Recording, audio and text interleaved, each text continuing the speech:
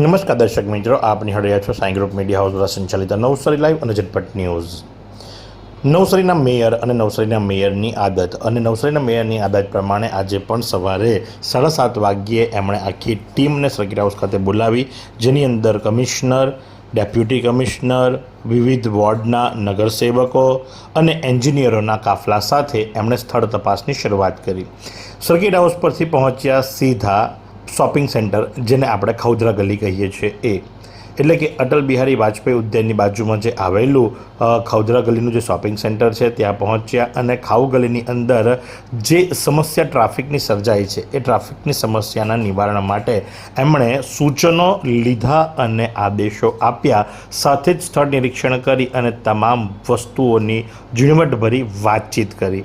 કારણ કે ત્યાં તમે જ્યારથી ત્યાં ફૂટપાથ બનાવવામાં આવ્યો છે, સ્માર્ટ રોડ બનાવવામાં આવ્યો અને જેના કારણે લઈ અને કારો સીધી રસ્તા ઉપર પાર્ક થતી થઈ ગઈ અને ટ્રાફિકની સમસ્યા વકરી છે, જેના કારણે લઈ બધાએ જ ભોગવવું પડે છે. અને જેનો એમણે નિર્ણય એ લીધો કે જે દુકાનો છે, દુકાનો બાજુએ 4 વ્હીલ પાર્ક થશે અને સામે જે સ્માર્ટ વોકવે બનાવવામાં આવ્યો છે, સ્માર્ટ વોકવેની અંદર એવા ટેકરાઓ બનાવવામાં આવશે જેથી કરીને બાઇકો ત્યાં મુકાશે. એના માટે વોચમેનની ફાળવણી કરવામાં આવશે. સાથે જ દુકાનદારોને પણ સ્પષ્ટ શબ્દોની અંદર જણાવી દેવામાં આવ્યું કે જેમને દુકાન આપી છે, દુકાન બાદ પણ એ લોકો જે પોતાના ચૂલાઓ અને જે કંઈ બીજી અન્ય સામગ્રીઓ છે એ બહાર લઈ આવે છે. એકચ્યુઅલી બહાર જે બેસીને લોકો જમે છે, પાર્કિંગની જગ્યા હતી પણ સુવિધા ન ઉત્પન્ન થાય એના માટે કરીને ત્યાં લોકોને જમવા માટેની છૂટ આપવામાં આવી છે, તો તેનો સદુપયોગ કરવામાં આવે, નહીં કે ત્યાં દુકાન ખોલી દેવામાં આવે અને દુકાનની અંદર ગોડાઉન બનાવી દેવામાં આવે. સાથે જ પાછળના ભાગે જે એમણે અનઅધિકૃત રીતે પોતાના શેડો પાડી દીધા છે એ બાબતમાં પણ તાકીદ લેવામાં આવી છે અને જગ્યા ખુલ્લી કરવામાં આવે એનું પણ સૂચન આપી દેવામાં આવ્યું છે. ત્યારબાદ જે બાગ છે અને બાગની અંદર જે પાર્કિંગ માટેની જગ્યા હતી તેની આગળ પારોડી બનાવી દેવામાં આવી અને ત્યાં પાર્કિંગ થતું જ નથી, તો એ પારોડી તોડીને ત્યાં પણ પાર્કિંગ કરાવવા માટે આવે તે પણ સૂચના આપવામાં આવી અને એ પ્રમાણે એ વિસ્તારની અંદર એમણે સર્વે કર્યો. સર્વે કર્યા બાદ અધિકારીઓને સાથે રાખી અને સૂચનો આપ્યા. ત્યારબાદ તેઓ પહોંચ્યા વિદ્યાકુંજ અને કોન્વેન્ટની વચ્ચેના મુખ્ય માર્ગ ઉપર. અને વિદ્યાકુંજ સ્કૂલ અને કોન્વેન્ટ સ્કૂલની વચ્ચેનો જે મુખ્ય માર્ગ છે, જ્યાં પાથરણના બાળાઓ, લારીવાળાઓ, ટેમ્પાવાળાઓ ઊભા રહે છે, એમના માટે સૂચનો આપવામાં આવ્યા. ત્યાં બાઇકો જ ઊભી રહી શકે એ માટેની એમણે કાળજી રાખવા માટેનું કહ્યું. જો કારો ઊભી રાખવામાં આવશે તો એને લોક મારી દેવામાં આવશે, એજન્સીને કામ સોંપવામાં આવશે અને પ્રાઇવેટ એજન્સી એ કામ કરશે. એટલે જેથી કરીને વિદ્યાર્થીઓ જે ખરા, વાલીઓ જે ખરા, એમને પણ અગવડ ના પડે. ફેરિયાઓ માટેની જગ્યા જે ખરી એ પણ નક્કી કરવામાં આવી કે ફેરિયાઓ માટે જ બોક્સ કલ્ટિવેટેડ ગટર બનાવવામાં આવી છે, એની ઉપરનો આખો પટ્ટો ખાલી જ હોય છે, ત્યાં એમને સ્થળાંતરિત કરવામાં આવે અને જેથી કરીને ત્યાં પણ ટ્રાફિકની સમસ્યા ના સર્જાય. ત્યાંથી તેઓ આગળ ગયા અને આગળ જઈ અને ટીકરા જકાત નાકા પાસેનું જે શોપિંગ સેન્ટર છે તે અને વિદ્યાકુંજ સ્કૂલ પાછળ જે ગટર છે, જે ગટર ખુલ્લી છે, ગટર બંધ કરવામાં આવે, ગટરની અંદર જે કચરો છે, કચરો સાફ કરવામાં આવે અને એની પણ એમણે સમીક્ષા કરી હતી. ત્યાંથી તેઓ ટીકરા ગામ ખાતે ગયા. ટીકરા ગામ ખાતે હળપતિવાસની અંદર જે રસ્તાઓ બાબતના પ્રશ્નો છે, જ્યાં જીઓડીસીની લાઈનો નખાઈ છે અને ત્યારબાદ ત્યાંથી જે પાણીના નિકાલ માટેની જે સમસ્યા છે, કારણ કે અગ્રવાલ કોલેજનો પાછળનો ભાગ લાગે છે, તો ત્યાં જે ભૂંગળાઓ છે તેની સાફ સફાઈ કરવી, ત્યાંથી પાણીના નિકાલ માટેની જે કંઈ પણ સૂચનાઓ છે તે એકબીજાની સાથે આપલે કરી. એન્જિનિયરને પણ કહ્યું. આ તમામ ચર્ચાની અંદર કમિશનર પણ જોડાયા હતા, ડેપ્યુટી મેયર પણ જોડાયા હતા અને સાથે જ તમામ અધિકારીઓ પણ જોડાયા હતા. ત્યારબાદ તેઓ દસરા ટેકરી ખાતે પહોંચ્યા હતા. દસરા ટેકરી ખાતે પહોંચી અને જ્યાં ગટરની લાઈનો નંખાઈ છે, જ્યાં ખોદકામ કરવામાં આવ્યું હતું ચોમાસા પહેલાં, એની ઉપર બ્લોક અને જ્યાં ડામર નાખવાનો ત્યાં ડામરનો રસ્તો અને જ્યાં બ્લોક મૂકવાનો ત્યાં બ્લોક મૂકવા માટેની પણ તાકીદ કરવામાં આવી. અને આખા પ્રવાસ દરમિયાન એમણે મીડિયાને સંબોધતા શું જણાવ્યું, ચાલો આપણે સાંભળીએ.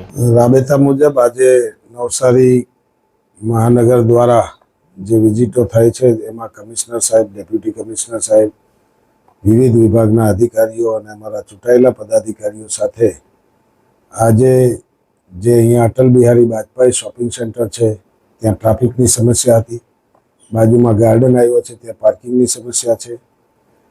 ત્યાર પછી જે વિદ્યાકુંજ સ્કૂલ છે તેની સામે જે ડ્રેનેજ છે પાછળના ભાગે ખુલ્લી છે તેને બંધ કરવા માટે સૂચના આપી. સ્લેબ ભરીને જે ડ્રેનેજોની અંદર કચરો છે એને કાઢવા માટે સૂચના આપી.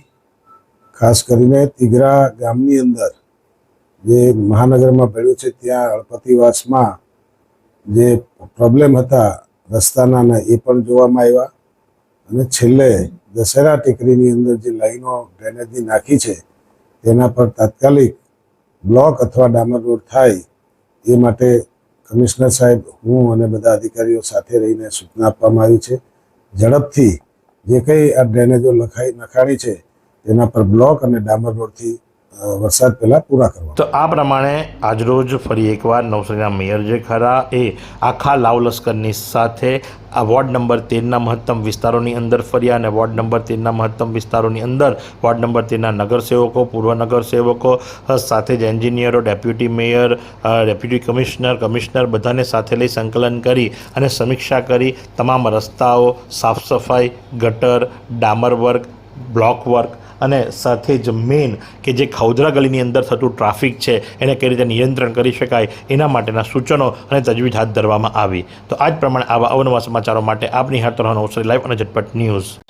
શું તમે શરીરના સાંધાના દુખાવાથી પીડાઈ રહ્યા છો કે પછી તમે કોઈ સ્પોર્ટ્સ ઇન્જરીથી પીડાઈ રહ્યા છો? લકવાની બીમારી બાદની પીડા સહન કરી રહ્યા છો? શું તમને સ્પાઇનલ પ્રોબ્લેમ છે? તો આ તમામ દુખાવાને હવે બાય કરી દો, કારણ કે માસ્ટર ડિગ્રી ધરાવતા ખૂબ જ અનુભવી ફિઝિયોથેરાપિસ્ટ ડૉક્ટર અમિત પટેલ પાસે તમે આ તમામ સમસ્યાઓનું સચોટ નિદાન કરાવી ફરીથી નોર્મલ જિંદગી જીવી શકો છો. તો સરનામું નોંધી લો. Comprehensive care centre, DD street, library પાસે, અનુરાગ સારીઝની લાઇનમાં, નવસારી.